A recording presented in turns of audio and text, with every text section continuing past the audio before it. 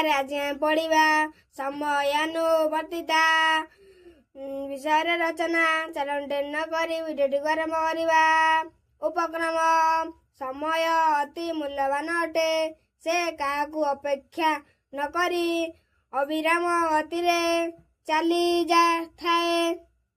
ଯେଉଁ ସମୟଟି ଚାଲିଯାଏ ତାହା ଆଉ ପୁନର୍ବାର ଆସେ ନାହିଁ। ମନୁଷ୍ୟ ଜୀବନ କ୍ଷଣସ୍ଥାୟୀ ଅଟେ। ମଣିଷର ଆୟୁଷ ସାଧାରଣତଃ 100 ବର୍ଷ ମଧ୍ୟରେ ସରିଥାଏ। ତେଣୁ ମଣିଷ ପାଖରେ ସମୟର ମୂଲ୍ୟ ବହୁତ ବେଶୀ। ସମୟକୁ ଅପେକ୍ଷା କରି ଯେଉଁ ମଣିଷ କାର୍ଯ୍ୟ କରେ ସେ ନିଶ୍ଚିତ ରୂପେ ସେଥିରେ ସଫଳ ହୋଇଥାଏ।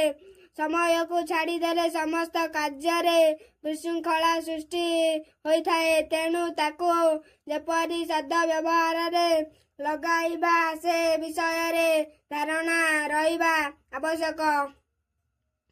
ସମୟାନୁବର୍ତ୍ତିତା। ସମୟର ମୂଲ୍ୟ ବୁଝି କାମ କରିବାକୁ ସମୟାନୁବର୍ତ୍ତିତା କୁହାଯାଏ। ସମୟର ସଦୁପଯୋଗ ବିନା ମନୁଷ୍ୟର କୌଣସି କାର୍ଯ୍ୟ ସଫଳ ହୁଏ ନାହିଁ।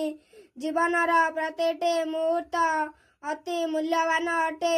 ତାହା ଉତ୍ତମ ରୂପେ ବୁଝି ସମୟକୁ ଠିକ୍ କାର୍ଯ୍ୟରେ ଲଗାଇଲେ କୌଣସି କାର୍ଯ୍ୟ ବିଫଳ ହୋଇନଥାଏ। ଘଣ୍ଟା ହେଉଛି ସମୟ ମାପିବାର ଏକ ପ୍ରଧାନ ସହାୟକ। ଘଣ୍ଟା ବଳରେ ଆମେ କେତେ ସମୟ ହେଲା ଜାଣି ନାନା ପ୍ରକାର କାର୍ଯ୍ୟ କରିବାରେ ଅଗ୍ରସର ହୋଇଥାଉ। ଯେଉଁ କାର୍ଯ୍ୟ ପାଇଁ ଯେତିକି ସମୟ ଲାଗିବ ତାହା ସେତିକି ସମୟ ମଧ୍ୟରେ ସମ୍ପନ୍ନ କରି ଅନ୍ୟ କର୍ତ୍ତବ୍ୟରେ ଅଗ୍ରସର ହୋଇଥାଉ। ଅଭ୍ୟାସ ହେଉଛି ମଣିଷର ଏକ ଶ୍ରେଷ୍ଠ ଗୁଣ। ଯେକୌଣସି ଉତ୍ତମ ଅଭ୍ୟାସକୁ ପିଲାଦିନୁ ଆରମ୍ଭ କଲେ ତାହା ସବୁଦିନ ପାଇଁ ରହିଥାଏ। ଆଳସ୍ୟ ହିଁ ମନୁଷ୍ୟକୁ କୁପଥ ଆଡ଼କୁ ଟାଣି ନେଇଥାଏ। ସମୟାନୁବର୍ତ୍ତିତା ଅଭ୍ୟାସ ପାଇଁ ଆଳସ୍ୟକୁ ପୂର୍ଣ୍ଣରୂପେ ପରିତ୍ୟାଗ କରିବା ଉଚିତ। ଛାତ୍ର ଓ ସମୟାନୁବର୍ତ୍ତିତା। ଯେକୌଣସି ଛାତ୍ର ପକ୍ଷେ ସମୟାନୁବର୍ତ୍ତିତା ଅତ୍ୟନ୍ତ ପ୍ରୟୋଜନ ଅଟେ। ଯେଉଁ ଛାତ୍ର ଠିକ୍ ସମୟର ନିତ୍ୟକର୍ମ ଶେଷ କରି ପାଠ ପଢ଼େ, ଖାଦ୍ୟ ଖାଏ, ସ୍କୁଲକୁ ଯାଏ ଏବଂ ଶୟନ କରେ ସେ ନିଶ୍ଚୟ କୃତ କାର୍ଯ୍ୟ ହୋଇଥାଏ। ପ୍ରତିଦିନ ସେ ନିଜର ପାଠ୍ୟ ପ୍ରସ୍ତୁତ କରିଥାଏ। ସେ ଠିକ୍ ସମୟରେ ଯାଏ ଓ ଠିକ୍ ସମୟରେ ଖେଳ ଖେଳେ। ଶେଷରେ ସେ ପରୀକ୍ଷାରେ ପ୍ରଥମ ସ୍ଥାନ ଅଧିକାର କରି ଉତ୍ତୀର୍ଣ୍ଣ ହୋଇଥାଏ। ସମୟର ସଦ୍ବ୍ୟବହାର କିପରି କରିବା? ସମୟର ସଦ୍ବ୍ୟବହାର କରିବାକୁ ହେଲେ ପ୍ରଥମେ ଆଳସ୍ୟକୁ ଦୂର କରିବାକୁ ହେବ। ମନରୁ ସମସ୍ତ ପ୍ରକାର ଚିନ୍ତା ଦୂର କରିବାକୁ ପଡ଼ିବ। ନିୟମିତ ଭାବେ ନିଜର କର୍ତ୍ତବ୍ୟ ପାଳନ କରିବାକୁ ପଡ଼ିଥାଏ। ଯେପରି ଚାଷୀର କର୍ତ୍ତବ୍ୟ କୃଷି, ଶିଳ୍ପୀର କର୍ତ୍ତବ୍ୟ ଶିଳ୍ପ ସମ୍ବନ୍ଧିତ କାର୍ଯ୍ୟ, ଶିକ୍ଷକର କର୍ତ୍ତବ୍ୟ ଶିକ୍ଷାଦାନ ଏବଂ ଛାତ୍ରର କର୍ତ୍ତବ୍ୟ ଅଧ୍ୟୟନ।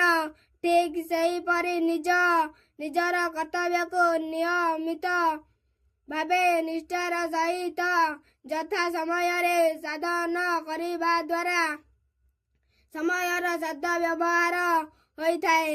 କର୍ତ୍ତବ୍ୟ କର୍ମ ସାଧନା କଲାପରେ ଯେଉଁ ସମୟ ବଳେ ତାହାକୁ ବଳକା ସମୟ କହନ୍ତି।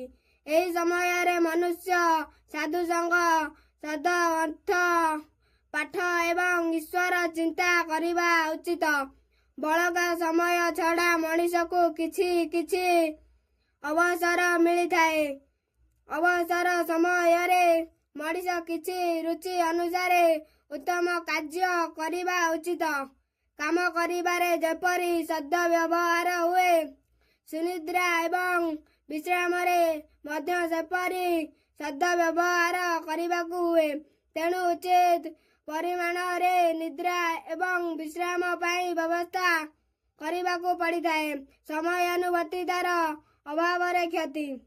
ପ୍ରଥମତଃ ଏହାର ଅଭାବରେ ମଣିଷ ଅସୁସ୍ଥ ହୋଇ ନାନା ରୋଗ ଯନ୍ତ୍ରଣା ଭୋଗିଥାଏ। ଅସମୟରେ ସେଜରୁ ଉଠିବା, ଅସମୟରେ ସ୍ନାନ, ଭୋଜନ ଓ ଭ୍ରମଣ ଇତ୍ୟାଦି ମଣିଷକୁ ଅସୁସ୍ଥ କରି ଦେଇଥାଏ। ସ୍ୱାସ୍ଥ୍ୟର ହାନି ଘଟିବା ଦ୍ୱାରା ମନୁଷ୍ୟ ଅନ୍ୟାନ୍ୟ କାର୍ଯ୍ୟ କରିବାକୁ ଅସମର୍ଥ ହୋଇଥାଏ। ଆଳସ୍ୟପରାୟଣ ହୋଇ ସେ ସମୟ ଯାପନ କରେ। ଏହାର ପ୍ରଭାବରେ ସମାଜର ଘୋର କ୍ଷତି ସାଧିତ ହୋଇଥାଏ। ଲୋକେ କୁପଥଗାମୀ ହୋଇ ସମାଜର କ୍ଷତି ଘଟାଇବାକୁ ପଶ୍ଚାତପଦ ହୁଅନ୍ତି ନାହିଁ। ଦେଶର ଶାସନ ବିଭାଗ, ସୈନ୍ୟ ବିଭାଗ, ସ୍ୱାସ୍ଥ୍ୟ ବିଭାଗ, ପରିବହନ ବିଭାଗ ଇତ୍ୟାଦିରେ ସମୟାନୁବର୍ତ୍ତିତାର ଅଭାବ ରହିଲେ ଦେଶ ଧ୍ୱଂସ ପଥରେ ଗତି କରିବା ହିଁ ସାର ହେବ। ଉପକାରିତା: ଜୀବନରେ ବଡ଼ ହେବାକୁ ହେଲେ ସମୟର ସଦ୍ବ୍ୟବହାର ନିତାନ୍ତ ଆବଶ୍ୟକ।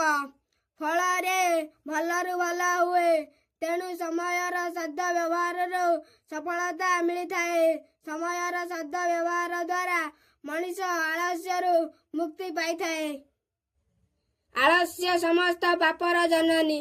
ତେଣୁ ଆଳସ୍ୟରୁ ମୁକ୍ତି ପାଇବା ଦ୍ୱାରା ମଣିଷ ପୁଣ୍ୟବାନ ହୁଏ। ମଣିଷ ସ୍ୱାସ୍ଥ୍ୟବାନ, ଜ୍ଞାନବାନ ଏବଂ ଧନବାନ ହୁଏ। ଶେଷ କଥା, ଆଜି ଯେଉଁ ଜାତି ବା ଦେଶ ଉନ୍ନତିର ଚରମ ସୀମାରେ ପହଞ୍ଚିଛନ୍ତି, ତାହା ମୂଳରେ ସେମାନଙ୍କର ସମୟାନୁବର୍ତ୍ତିତାର ଅଭ୍ୟାସ ମଧ୍ୟ ରହିଛି। ଏହା ସମସ୍ତଙ୍କ ପାଇଁ ଅତୀବ ପ୍ରୟୋଜନୀୟ ଅଟେ। ଇଂରେଜୀରେ ଗୋଟିଏ ପ୍ରବାଦ ଅଛି, time and tried weights for non, ଅର୍ଥାତ୍ ସମୟ ଓ ସ୍ରୋତ କାହାକୁ ଅପେକ୍ଷା କରେ ନାହିଁ। ତେଣୁ ସମୟକୁ ଜଗି କାର୍ଯ୍ୟ କରିବା ବିଧେୟ। ଶେଷ ପର୍ଯ୍ୟନ୍ତ ଦେଖିଥିବାରୁ ଧନ୍ୟବାଦ।